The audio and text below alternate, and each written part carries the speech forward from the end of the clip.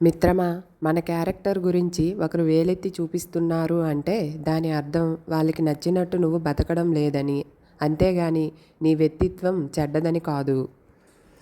వాళ్ళు నీకన్నా గొప్ప నీతిమంతులని కాదు. విమర్శించే వాళ్ళ కోసం నీ వ్యక్తిత్వాన్ని మార్చుకుంటే నిన్ను నీలా ఇష్టపడే ఎంతోమందికి నువ్వు దూరం అయిపోతావు.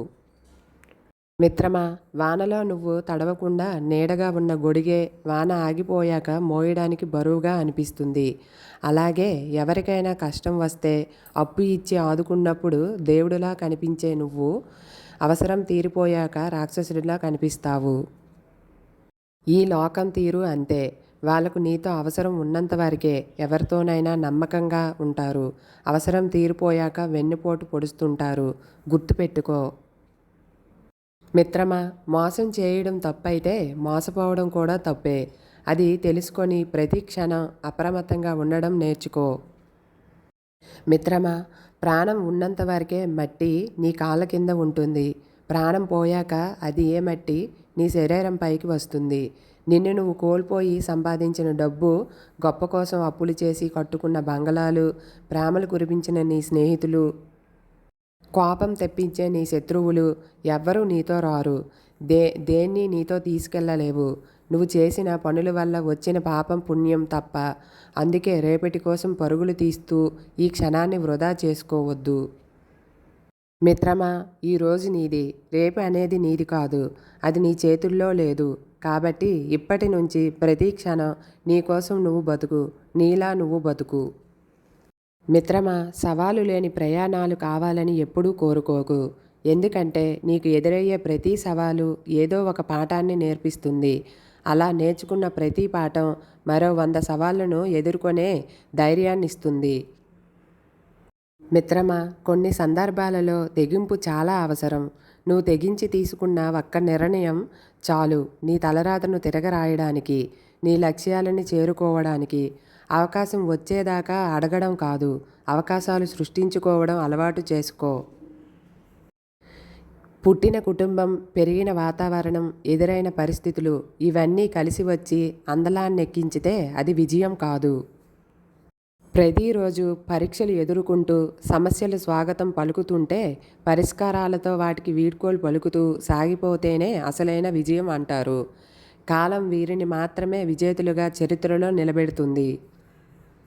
మిత్రమా, నువ్వు మాట్లాడితే కానీ మాట్లాడని వారిని దూరం పెట్టడం చాలా ఉత్తమం. ఈ రోజుల్లో బంధాలు నిలబడాలి అంటే నిన్ను నువ్వు కోల్పోయి పూర్తిగా వాళ్ళకు నచ్చినట్టు బతకాలి. అలా కాకుండా నీకు నచ్చినట్టు బతకడం ప్రారంభించడం మరుక్షణం ఆ బంధం ముగిసిపోవడమే కాదు, నీకు అహంకారి అని పేరును కూడా తెచ్చిపెడుతుంది. మిత్రమా, అసలు నువ్వు చేస్తున్న తప్పేంటో నీకు తెలుసా? ఒకరి మీద నమ్మకం పెట్టుకోవడం అది నీ తప్పే. నీ నమ్మకాన్ని నిలబెట్టాల్సిన అవసరం ఇక్కడ ఎవరికీ లేదు. ఎవడైనా స్వలాభం కోసం చూస్తాడు, ఆలోచిస్తాడు. వాడు మోసం చేశాడని, వీడు మోసం చేశాడని మరెందుకు అంతలా నలిగిపోతున్నావు? నిన్ను నువ్వు నమ్ముకో. కేవలం నిన్ను మాత్రమే నమ్ముకో. పోరాడటం నేర్చుకుంటే రేపు గెలిచినా ఓడినా ఏదేమైనా కారణం నువ్వే అవుతావు. అప్పుడు ఎవరినీ దూషించాల్సిన అవసరం ఉండదు. మిత్రమా, వాదనకు దిగితే మిగిలేది ఏమీ ఉండదు. వాదన పక్కన పెట్టి చెప్పేది విని ఊకొడితే పోయేది ఏమీ ఉండదు. నీ బలం నిరూపించుకోవాల్సింది మాటల యుద్ధంలో కాదు, చేతలతో నీ పౌరుషాన్ని చూపించాల్సింది ఉడుకుమోతు గుణంతో కాదు. విలువైన నీ ప్రతిభతో అవతలవాడి నోరు మోయించాల్సింది. వాడికి లెక్క చెప్పాల్సింది చాలా ఉంటుంది. అది అంతా నీ ఎదుగుదలతో మాత్రమే సాధ్యమవుతుంది. మిత్రమా, మనం ఎన్నో కలలు కంటాము. అన్ని కలలు నెరవేరలేవు కదా. ఈ ప్రపంచంలో అన్నిటికంటే పెద్ద సమాధి ఏంటో తెలుసా? మన మనసు. అక్కడ ఎన్నో కలలు, ఎన్నో బంధాలు, ఎన్నో ఊహలు ఊపిరాడక అక్కడే చనిపోతూ ఉంటాయి. కాకపోతే అది కనిపించదు. అందుకే ఈ లోకంలో మన మనసు అన్నిటికంటే పెద్ద సమాధి. మిత్రమా, అవసరం తీరిపోయాక ముఖం తిప్పుకుంటున్నారు కానీ రేపు మళ్ళీ అవసరం పడితే ఎలా ముఖం చూపెడతారు? మనిషి బతికి ఉన్నంతకాలం మనిషికి మరో మనిషి అవసరం ఉంటుంది. అవసరం ఉన్నప్పుడు ఒకలా, అవసరం లేనప్పుడు ఒకలా ప్రవర్తించకుండా అవసరం ఉన్నప్పుడు లేనప్పుడు ఒకేలా ఉండడం నేర్చుకోండి. మిత్రమా, ఒకరిని ఏదైనా అనే ముందు వారి పరిస్థితి ఏమిటని ఆలోచించడం ముఖ్యం. చెప్పుడు మాటలు విని ఎదుటివారిపై ద్వేషం పెంచుకోవడం చాలా తప్పు. మన మాటల వల్ల ఎవరైనా బాధపడితే మనకు ఏదో ఒక రూపంలో ఇబ్బంది కలుగుతుంది. అవకాశం వచ్చేదాకా అడగడం కాదు, అవకాశాలు సృష్టించుకోవడం అలవర్చుకో. ఎవరికి వారు అనుకొని పరుగులు పెట్టే ప్రపంచం ఇది.